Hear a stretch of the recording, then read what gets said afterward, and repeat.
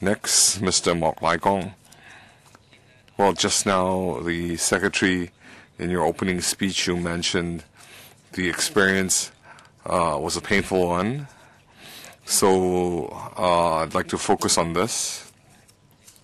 In the upcoming government railway project management and MTRC being the railway operator and builder, I'd like to focus on the governance. Just previously, legislators had already touched on the concession arrangement. Well, I don't need to repeat what that is. After absorbing your painful lesson, do you think there are some problems with this service agreement, service concession? Well, conceptually, the service concession agreement has its pros and cons. The previous ownership model, after it's built, it would be handed over to the MTRC as a railway asset. The government will not be able to share the service payments, but with the service concession, the MTRC only designs and builds, and after it's built, ownership is handed over to the government, and the government allows MTRC to operate it. So the project manager, will they lack incentives to monitor and supervise the project? Well, in our entrusted agreement with the MTRCL, the MTRC needs to endeavor to apply its same efforts and standards as with other projects. So in the IBC report, the government needs to reconsider the service concession. Now, regarding the entrusted agreement arrangements, well, since it was the first time it had been deployed, of course we need to conduct some post-mortem analysis. If we were to employ the entrusted agreement again, is there any room for improvement? Well, so that means you're not sure. It might be this EA, the problem might lie with the EA, but you cannot confirm that right now. Well, when we talk about a specific railway project, we would have to look at the specific areas to determine whether we need amendments. But we do accept the independent consultants' views that in the EA, even though the highways department is the controller, but the EA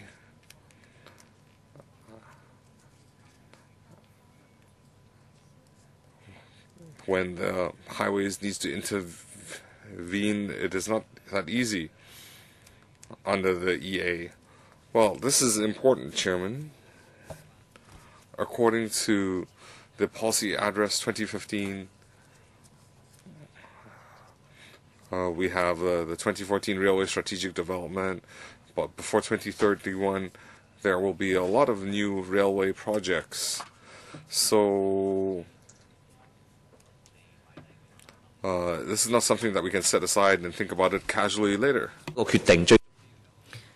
In the end, you have to make a decision about the approach to take for new railway projects, and that is whether you would still go for the concession approach.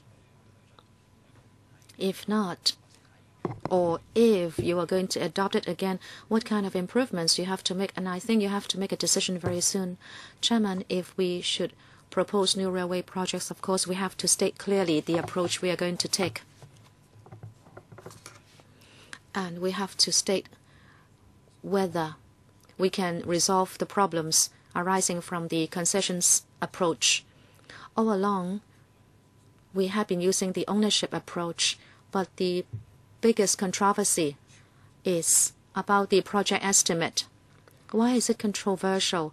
Because from a commercial angle, looking at the return rate, and if the MTRCL, it is not a feasible project, then the government would have to top it up, whether with superstructure development, etc. So that was controversial. And we consider using the concession approach because there was controversy attending the ownership approach. But this time, the experience would be important reference for what approach to take in the future. Well, it seems we are learning from the experience together, but the price is high. I'd like to ask more. Looking back at this incident and the experience gained, would the government agree that you should step up railway project governance? Say contingency measures, should they be taken up at a more timely manner? And maybe at certain stage, if you think it is appropriate, you should actually take over ongoing projects. Would you have learned such lessons from the experience this time? Would these be feasible options for the future? Chairman, overall speaking, I agree that later on, if we should have similar projects, we should be more aggressive in terms of governance and supervision. As the IEP report said, there should be a master delivery strategic plan with milestones and with specific targets. But as Mr. Mok was saying, he actually said we might take over the project, but it could be complicated because the agreement is not signed between government and contractor. So there is no question of taking over the project. And if you talk about terminating the contract, you have to face a lot of consequences. Now, how should we tie up the loose ends? Should we re-enter the contract? What about the pricing and costing, etc.? That is not simple at all. I'd like to ask follow-up questions. From the lessons learned, Mr. Secretary, would you think you could have done something different? I mean, with hindsight, would you say that at any point you should have done something differently? Have you thought about anything like that?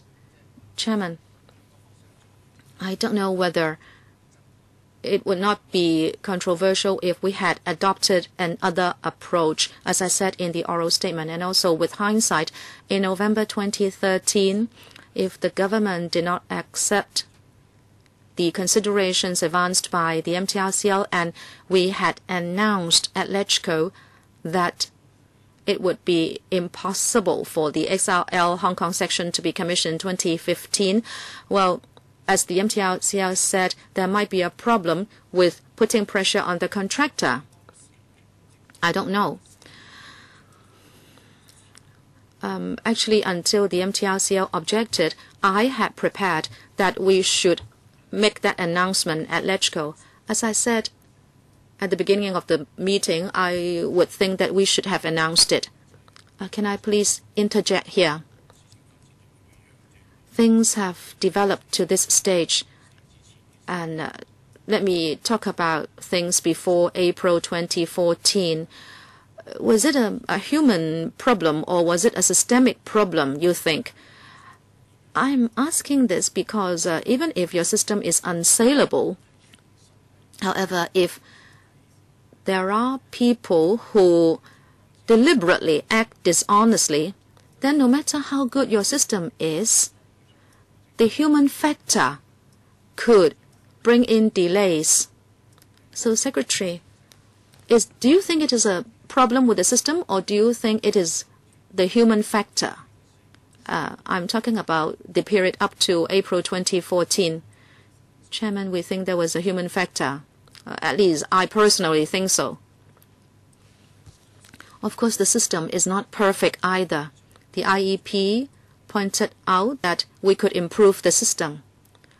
But if the management of MTRCL was more sincere in their communication with us, as I said in my oral statement, in December 2013, and that is after we had a meeting at the end of November, and it was only in December 2013, and that is reading from the report of the IBC, that the MTRCL management must have known clearly that there could be different scenarios with different completion dates. Now, if that was the case, it should have told the government, and so the government could have told the public. So there would not be any speculation about us hiding anything. But of course, if there are unforeseeable factors and circumstances, then we would just face those together. But at least there could be an avoidance of unnecessary speculation. Chairman, can I ask one last point? Chairman, I think you asked the most valid question in that human factors can affect even the best system. But now we are also questioning the system. I'm afraid that everybody puts the blame on the system.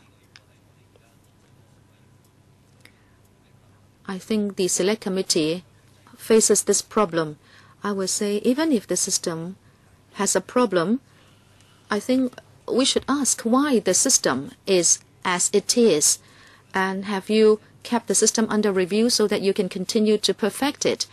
Mr. Secretary, I've been listening to you at this hearing, and you give us the impression that you did not know a lot of things before April 2014. And you said if the MTRCL had been more sincere, that is what you just said. And it seems the Secretary, well, you did not state it clearly, but it seems the MTRCL should take up the biggest chunk of the responsibility. And from the documents and the questions and answers at hearings, indeed,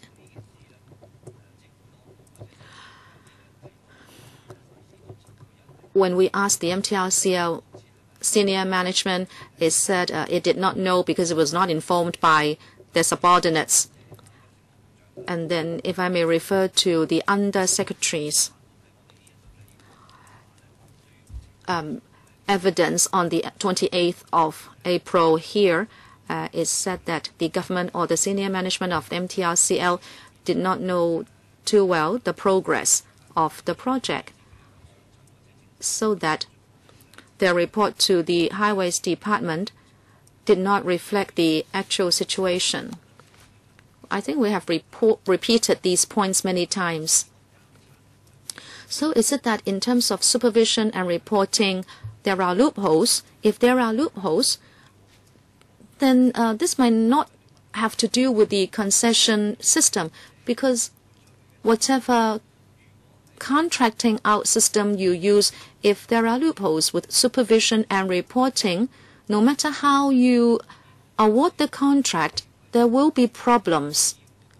Secretary, do you think that is the major issue? How can we prevent it from recurrence?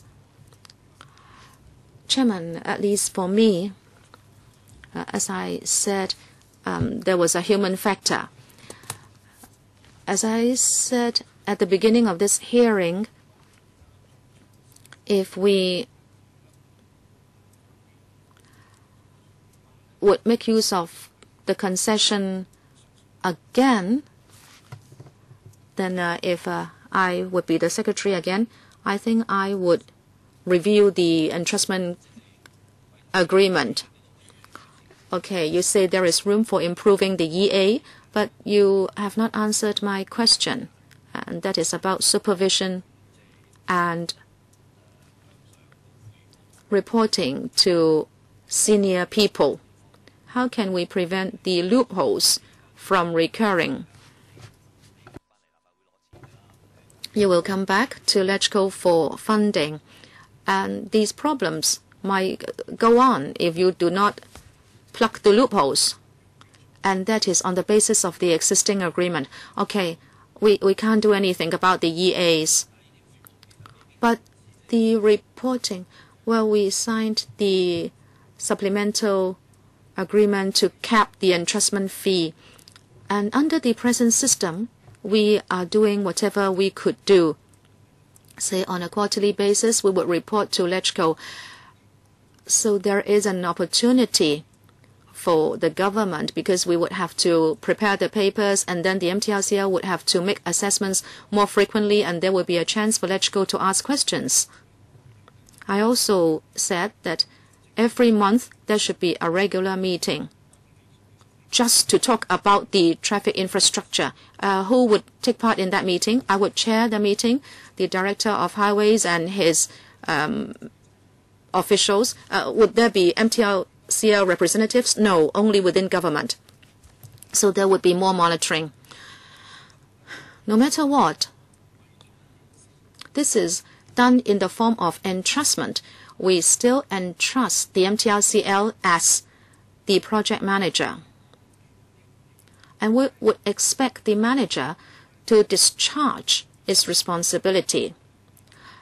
If there should be another team of a few hundred people at Highways Department to monitor another team of a few hundred people, that is sheer duplication.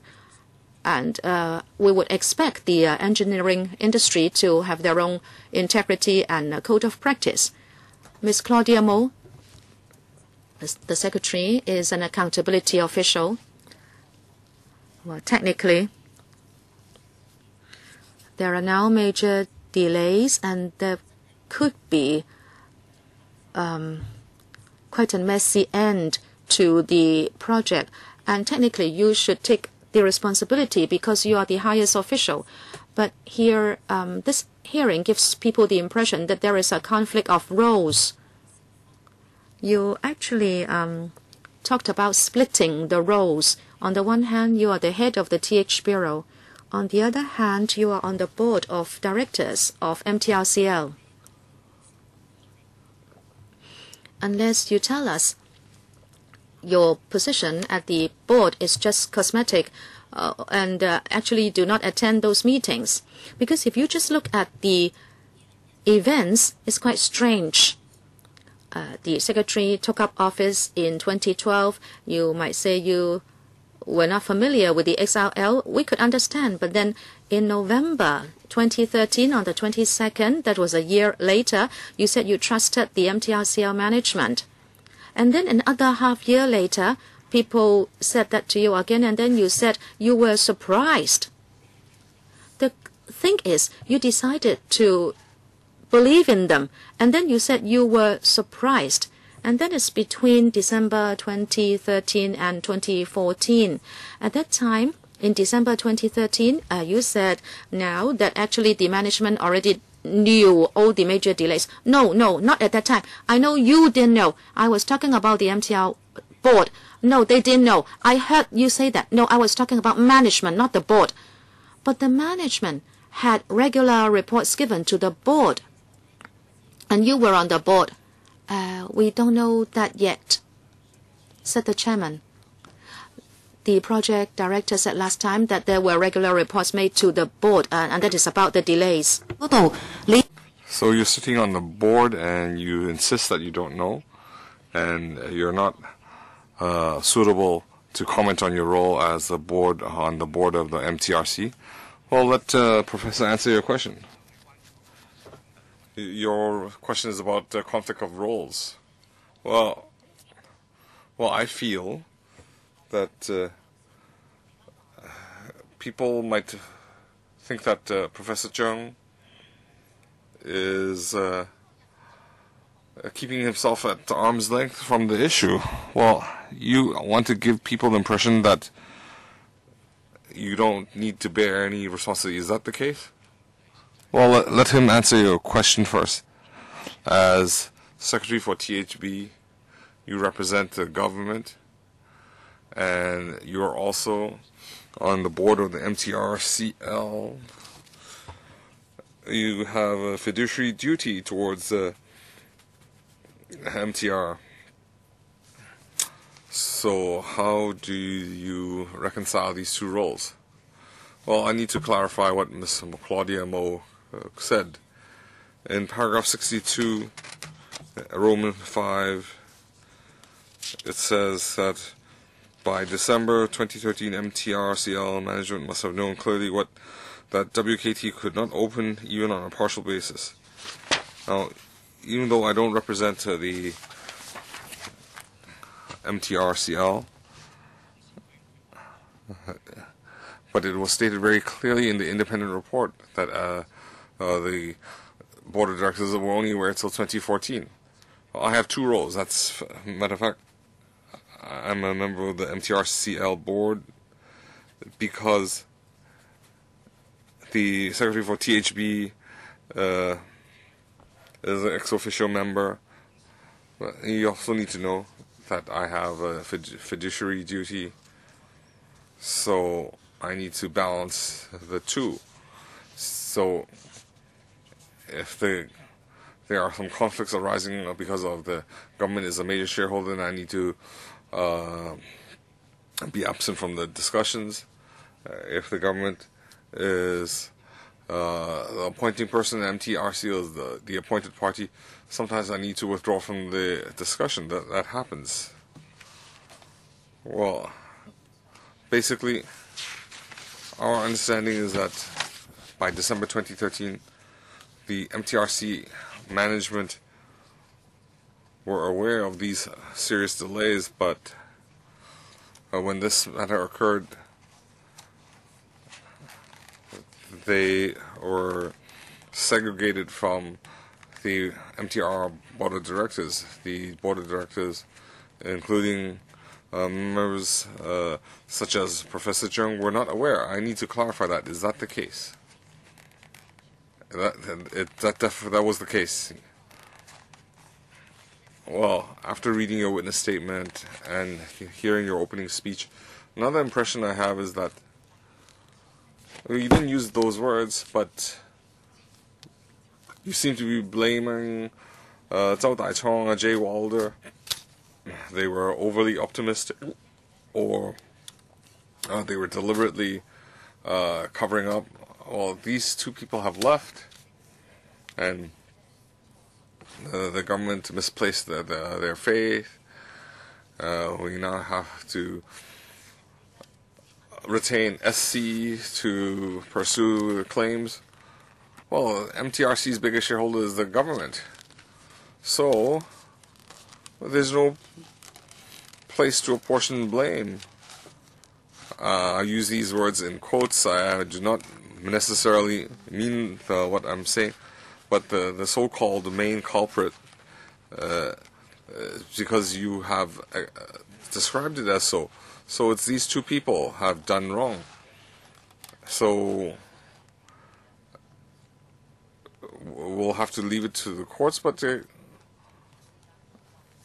can the courts deliberate on the relationship between the Hong Kong government and the MTRC? So this matter will just have to come to its own end. Well, I've never said that this matter has come to an end. I've said that the government will follow up with the MTRC in its pledges and liabilities. Well, but the MTRC's largest shareholder is the government. Well, I understand what you're saying. Please respond. MTRC is a listed company, even though the government is is the majority shareholder, but the majority shareholder cannot override the interests of the minority shareholders. So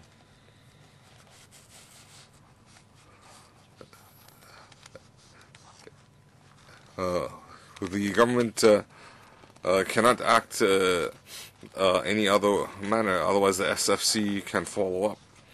Well, the XRL is the Hong Kong public's assets, but you also need to look after the minority shareholders' interests. So you're balancing the interests of the small group of Hong Kong people's interests versus the larger public's interests. Well, okay, I'll pursue that later. I understand that professor, you're an academic, and you're not a professional engineer. But the secretary, in your beginning, you said that the biggest problem with the XRL would be the co-border arrangements. Of course, you're not a legal professional, so if somebody were to tell you that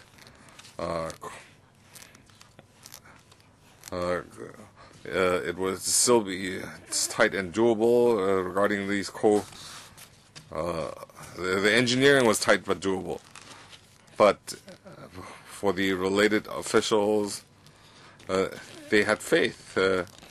So the engineers said it was tight but doable.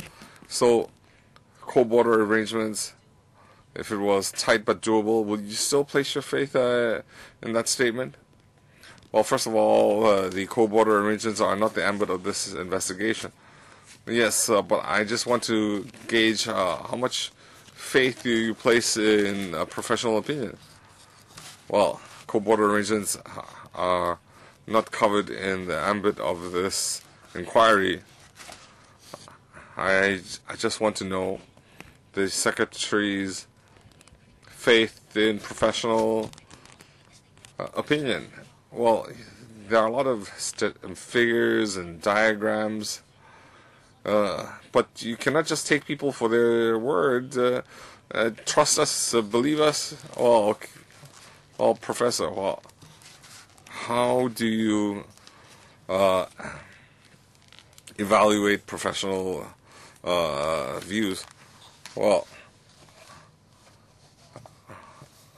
when the project was deliberated, I had said that it was tight but doable, but I wasn't quoting from them. In 2009, 2011, I still wasn't secretary, and but my understanding was that, and the MTRC also agrees that it was tight and doable. Was that your response? What criteria did you employ to decide whether you would accept professional assessment? Well, ultimately, I'm a decision maker. Professionalism is something, it's a very important element. So when I make a decision, I'm accountable. So it's like in this committee, chairman would have to rely on a legal advisor regarding legal advice. Unless there is a good reason, we shouldn't doubt that opinion. Well, Chairman, I also have a follow-up on my last question. We would like to peruse the EA, and the Secretary said that they would discuss a suitable method of scrutiny. Well, I understand there are some commercial secrets and so on, but given the MTRC and Hong Kong government intimacy, well,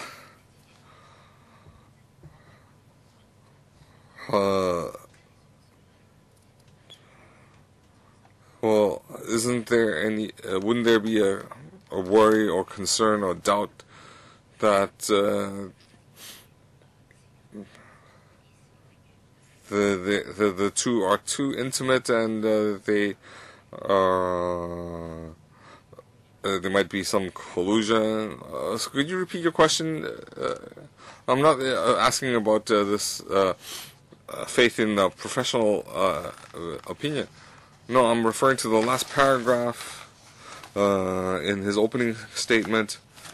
There were some questions about the EA, and the Secretary said that they would discuss with the MTRCL on how to disclose the contents of the EA in an appropriate manner, because there are some commercial secrets. Well, and I said, well, the concern that now, the media might feel that both parties say that they will decide the matter in courts, but then they might settle. They have to decide what can be disclosed to the public. So, first of all, people are worried that the MTRC will deny access, and another concern is that you would have reached an under-the-table agreement. So how do you allay these concerns? And second, what is your timetable? When will we have the EA contents disclosed for our perusal? Timetable?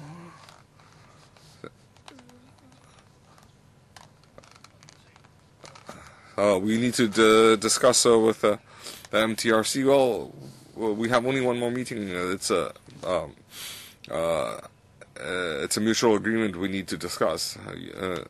Ms. Mo asked about consultants. I think I think you need to look at the material. We do have commercially sensitive material. If that would affect our contractors, it would affect negotiations and claims. We have to be very careful. You are concerned about commercial considerations and claims.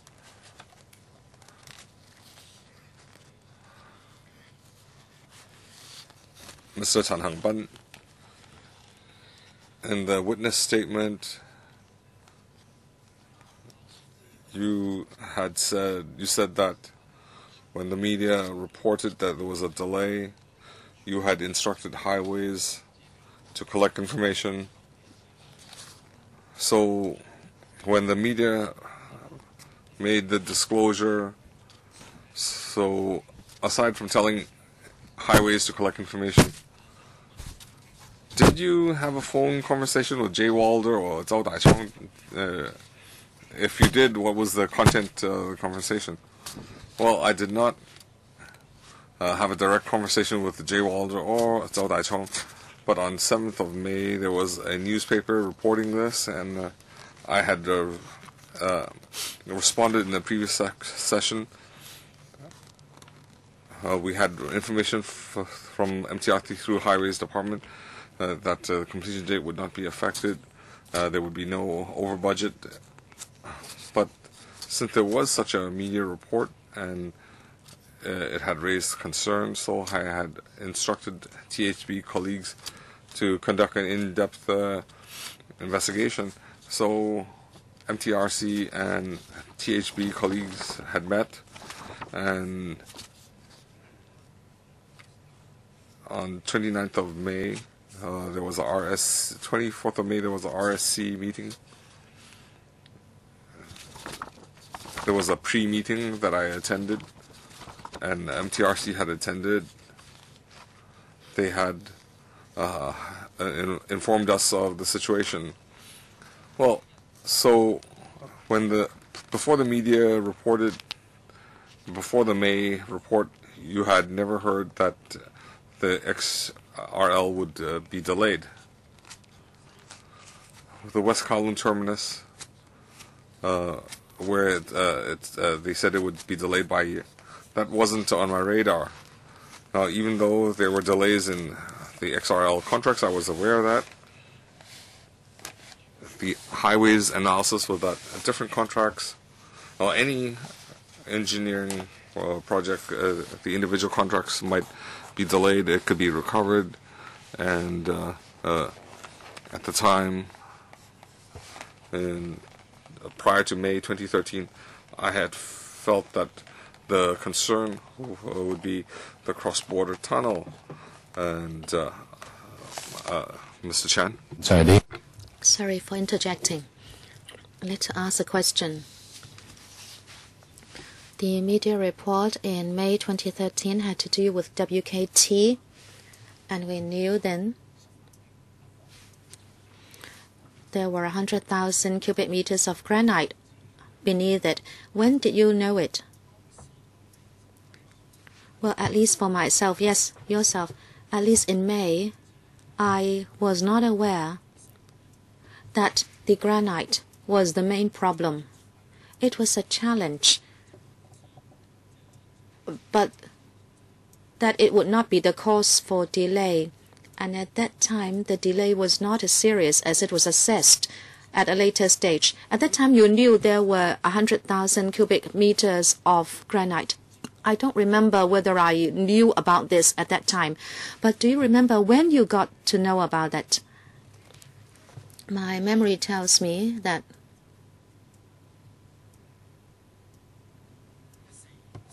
it was in April 2014 when this came out.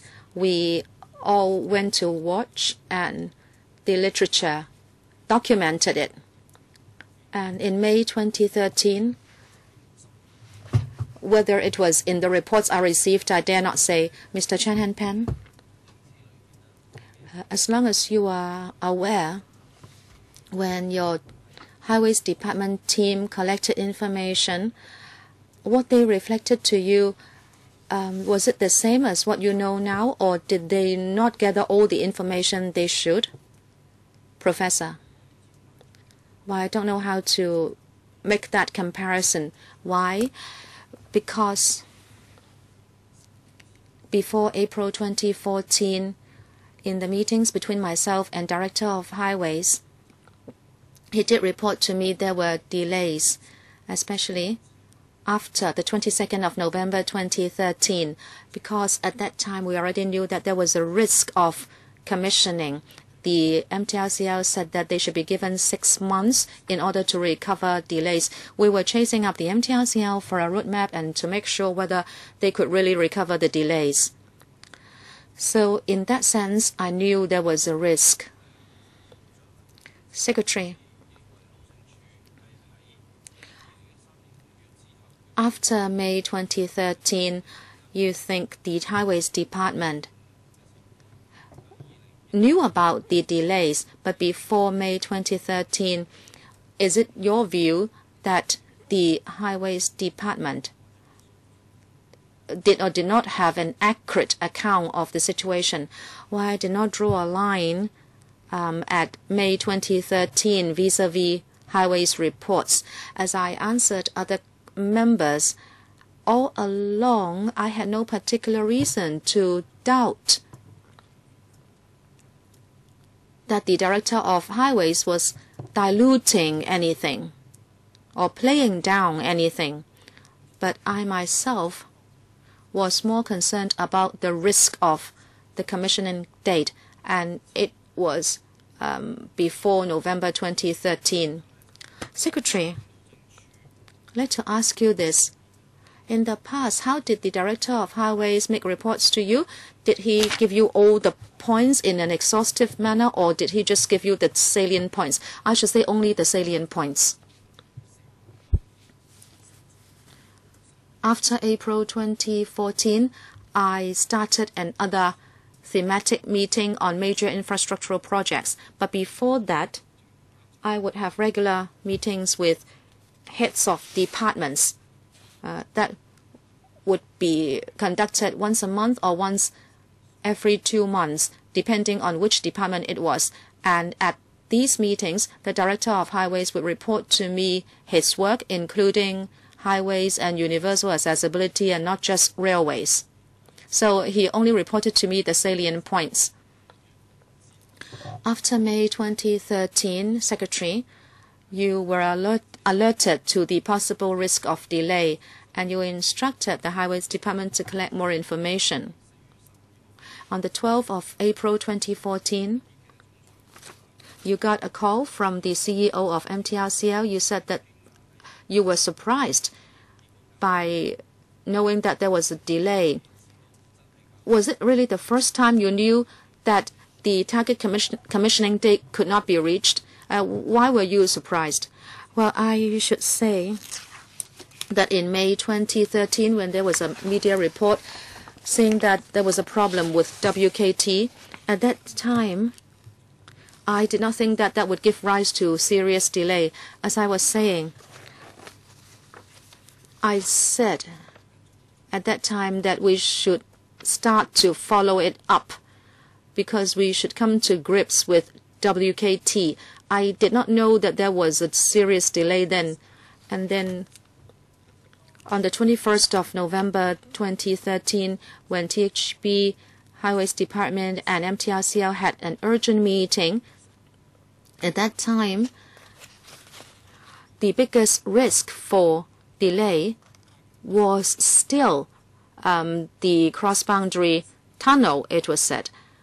At that time, the MTRCL said they actually were confident that there could still be commissioning at WKT by the end of 2015.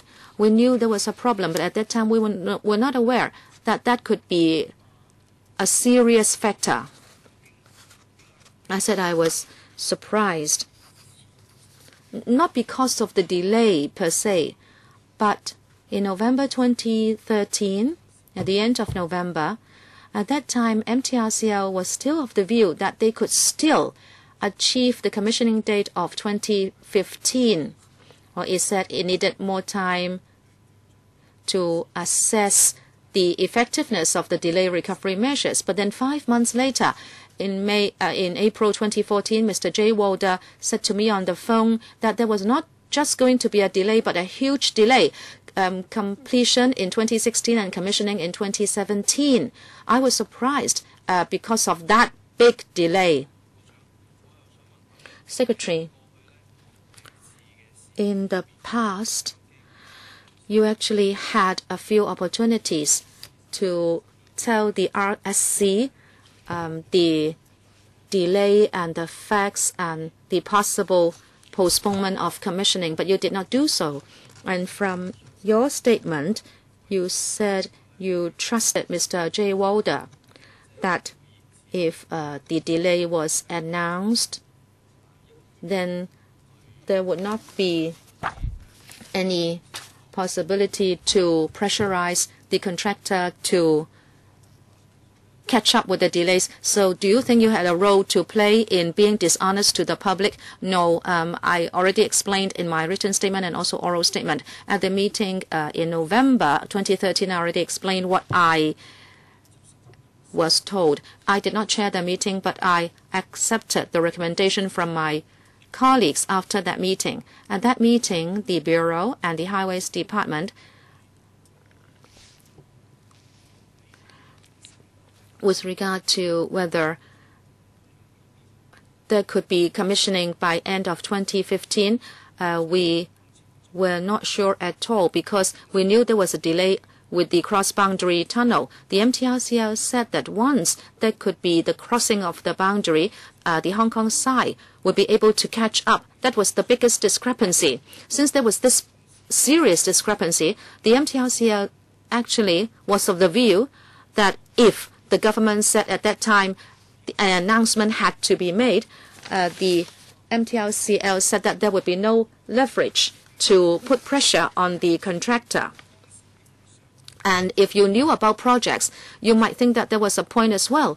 So at that meeting, my colleagues also agreed that there was the possibility. And then after they arrived at the consensus, the Undersecretary and my PS reported to me, and I agreed finally that in the RSC meeting the next morning, we would reflect the situation as it was, meaning that the project could be completed by the end of 2015, but then there would be 6 to 9 months of testing and trials. Mr. Chen, okay. Second round, Deputy Chairman, 4 minutes. Thank you. I'd like to clarify a point.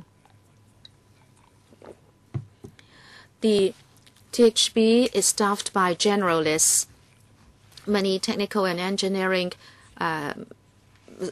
problems, you would have to rely on the Highways Department. Before May 2013, can it be said that when the Highways Department made regular reports to you about the progress of XRL, apart from delays with regard to works and contracts, the Director of Highways never warned that the target date of August 2015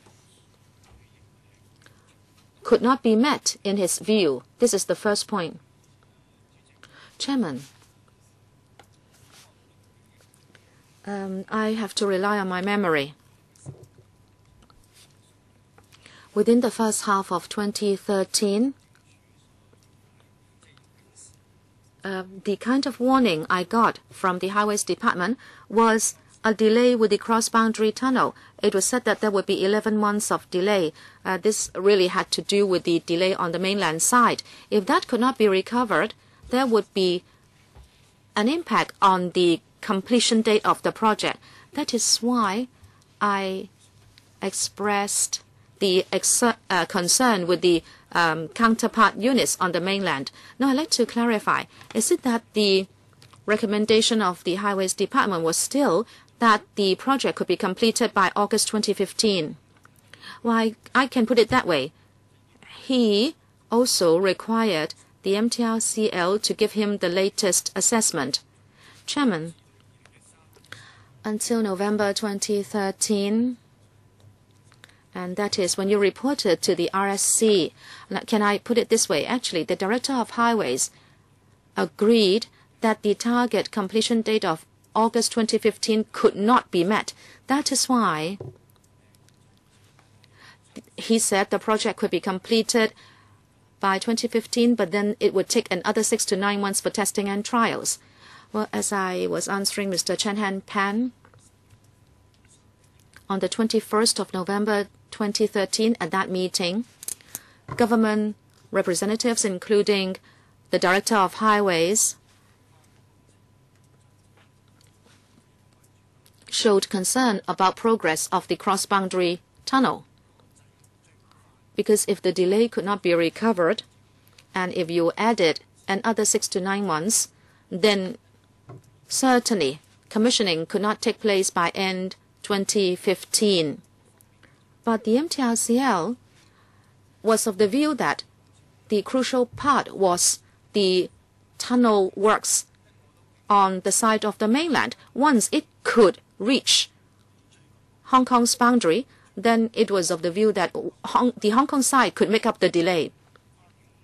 And indeed, if the cross-boundary tunnel works could be completed in the first half of 2015, and even if you needed another 6 to 9 months, which could still be compressed, then they were of the view that still commissioning could take place by end 2015. Is it that the Director of Highways did not have a lot of confidence then? No. As I was saying at the meeting, the Director of Highways and his staff could not rule out the possibility of delay. Chairman, about the IEP report and the IBC report, Secretary, do you accept all the contents of those reports? I do. Just 1 more minute, please, Chairman.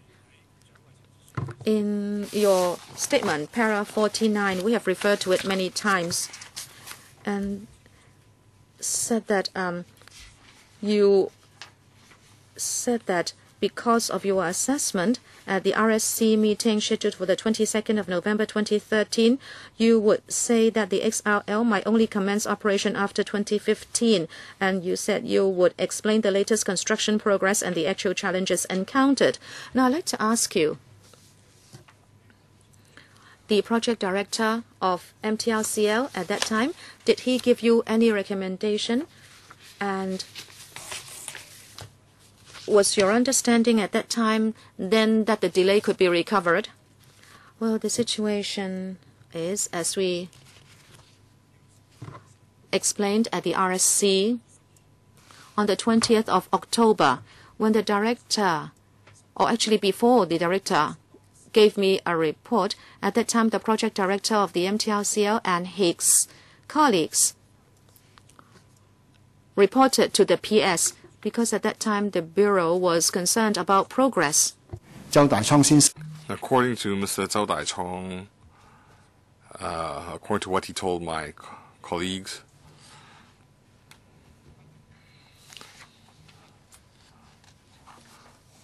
the risk that the project could not be completed by the end of 2015, we needed to pay attention to that risk.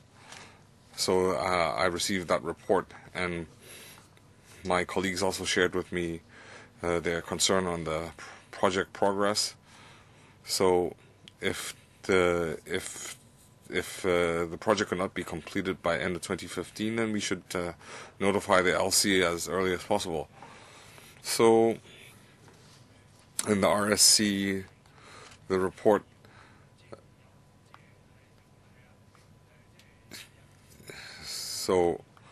it could be completed by 2015, but we needed 6 or 9 months of testing. On 20th of December 2013, before my colleagues held an urgent meeting with JWALDA and MTRC, the plan was on the 21st of November 2013 RCS meeting that we might have to disclose that there was a possibility that the project could only be completed after 2015. Well, you could say that Mr. Yao Seng-mo had wanted to disclose that, but our practice is that government colleagues will communicate with MTRC on how to communicate with the RSC. So, well, Mr. Yao Seng-mo was more subtle in his response. You could complete by 2015 in theory, while Mr. Yao, his version said this was the evening of 21st of November 2013, urgent meeting between government and MTRC. There was a difference of opinion, and you can say that this version was agreed upon by the 3 parties.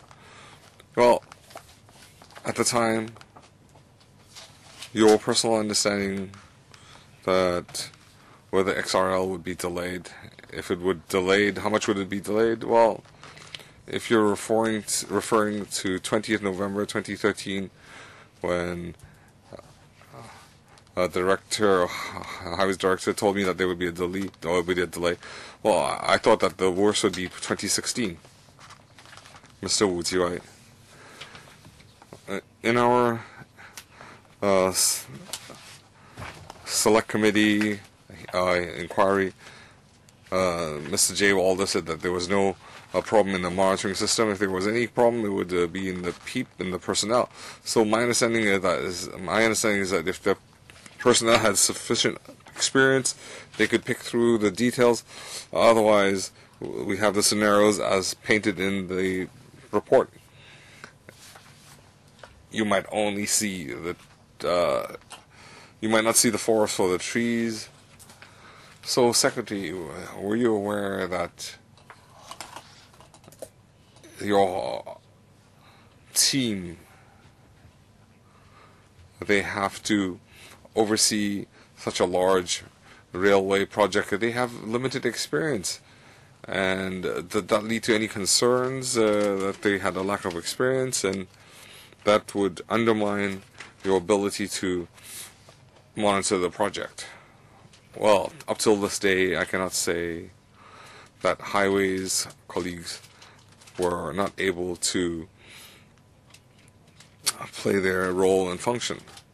Well, of course, you can say that the XRL is a unique project, but it also has some general engineering parts. So even if you retain consultants, overseas consultants, they might not be railway experts. They could be civil engineering experts. I would not question their competence. Well, I'm not questioning that. I'm just saying that they have a lack of experience and they're generalists. So shouldn't you ask more questions? So you and I might not are not the professionals. So we need to ask more questions. Well, it's good that non-professionals ask questions.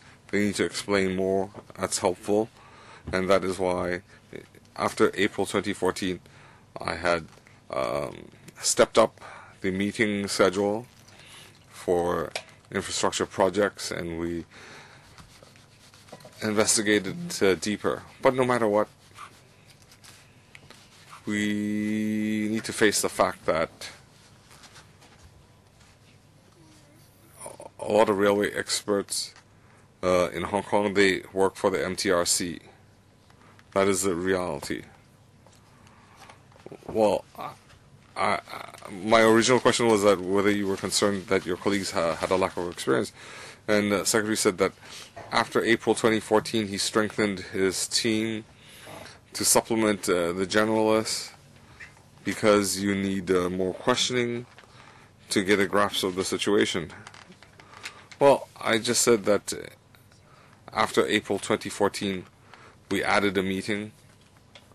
But if you're referring to THB and my colleagues, first of all, starting from 2013 we were aware that the cross-border tunnel was a problem. We had followed up on that. After May 2013, we felt that we needed to understand a bit more about the West Kowloon terminus. Well, Secretary, could you tell us some information prior to April 2014, the investigations, the questions that THB had posed, and compared to what you did after April 2014.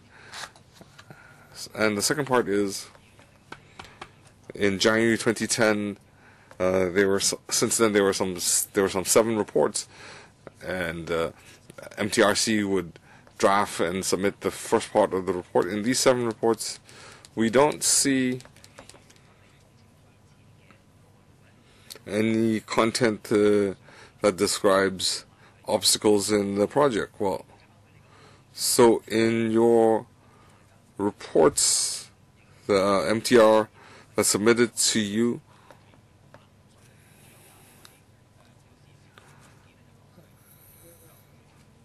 when it's finally submitted to the RSC, it just says that it will be completed according to schedule and there would be no overrun of budget.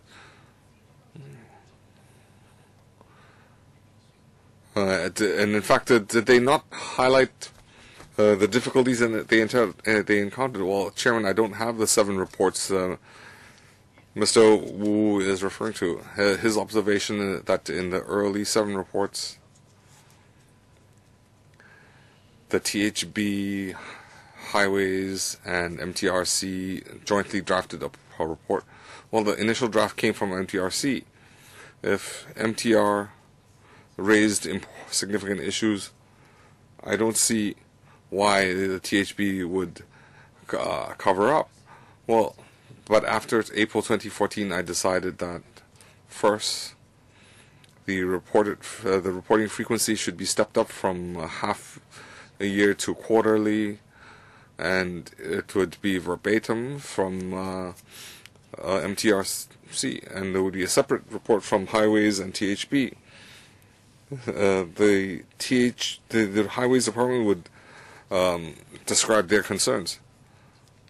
Well, these initial 7 reports, were they the verbatim reports from MTRC or were they the edited versions? Well, I think I have to go back and check, and the MTR would submit. Why don't you check and then reply in writing? Well, the last question I want to ask for the Secretary is that in November 2013, of course there was a delay, and the 2 largest questions, contract 826 regarding the cross-border tunnel, and 810A, the West Kowloon terminus,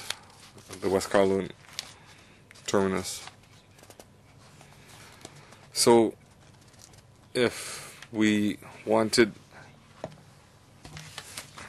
to complete the project before end of 2015, then we had to recover the delay in the 2 contracts I mentioned, correct?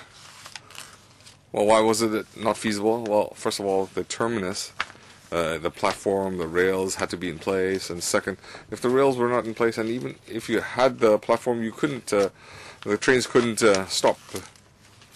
Well, okay.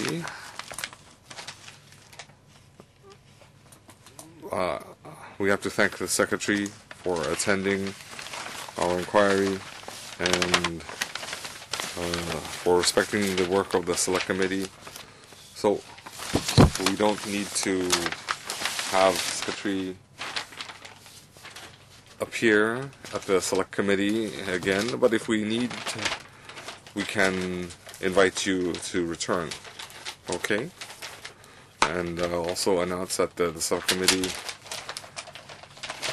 will conduct its internal meeting in room 4. And the secretary, you are free to leave now. Thank you.